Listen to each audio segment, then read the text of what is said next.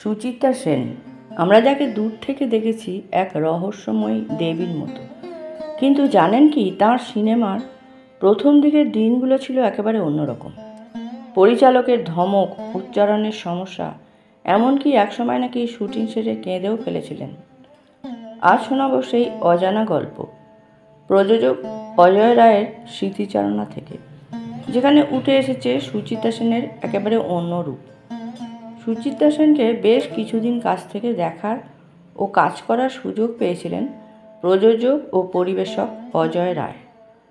তাঁর স্মৃতিচারণায় উঠে এলো সুচিত্রার কিছু অজানা কথা। সুচিত্রা সেন আর আমি প্রায় সমবয়সী। আমি 1 বছরের বড়। ভগবান শ্রীকৃষ্ণ চৈতন্য ছবির সময় থেকেই ওকে দেখে আসছি। পরে আমার পরিবেশনা প্রযোজনায় দত্তা করেছিলেন। দেবকী বসু ছিলেন আমার গুরু। তাই ভগবান শ্রীকৃষ্ণ চৈতন্য তৈরির সময় থেকেই আমি এই ছবির সঙ্গে জড়িয়ে পড়েছিলাম নানাভাবে।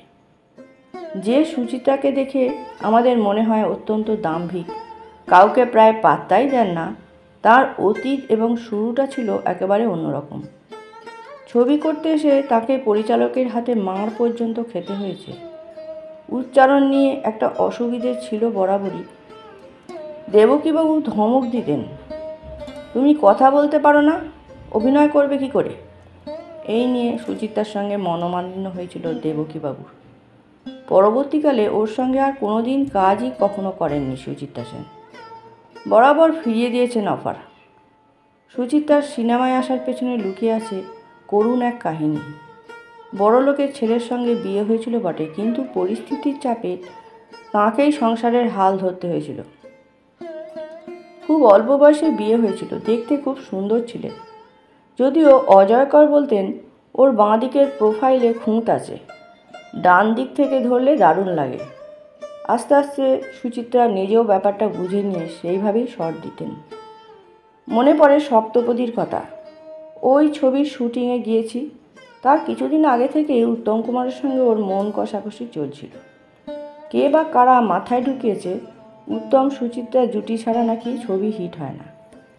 একা উত্তম বা একা সুচিত্রার ছবি টেনে নিয়ে যাওয়ার ক্ষমতা নেই। ব্যাস, আগুনে ঘি পড়ল। সুচিত্রা ঠিক করলেন অন্য নায়কদের সঙ্গে কাজ করবেন। উত্তম কুমারের সঙ্গে অনেক ছবি ছেড়ে দিতে শুরু করলেন। সেদিন সপ্তপদীর সেই বিখ্যাত গানের এই পথ যদি না শেষ হয় পিকচারাইজেশন ইনডোরে ব্যাক প্রজেকশন করে করা হবে। অজয়বাবু আলো টালো করে রেডি। সুচিত্রা এদিকে মুখ গোমরা করে একটা মোড়ার ওপর বসে আছেন। অজয়বাবু আমাকে বললেন, কি ব্যাপার বলো তো, এভাবে বসে আছে, এইরকম রোমান্টিক শট আছে, কি করে হবে? উত্তমকে ভার দিলেন ওকে বোঝাতে। কি বুঝলেন কে জানে, উঠে বাইকে চড়ে বসলেন। উত্তমকে বললেন, আমাকে টাচ করবে না। শুরু হলো শট। ওহ, কি এক্সপ্রেশন, কি বডি ল্যাঙ্গুয়েজ, ভাবা যায় এই হলেন সুচিত্রা সেন। দেবকী বসুর ধমক, অজয়করের পর্যবেক্ষণ আর উত্তম কুমারের সঙ্গে টানাপোড়েন, সব মিলিয়ে সুচিত্রা সেন ছিলেন যেন রহস্যের পরতে মোড়া এক নক্ষত্র।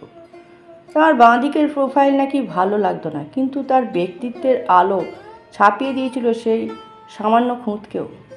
এমনই এক সুচিত্রা যাকে আজও আমরা খুঁজি গল্পে, ছবিতে, স্মৃতিতে।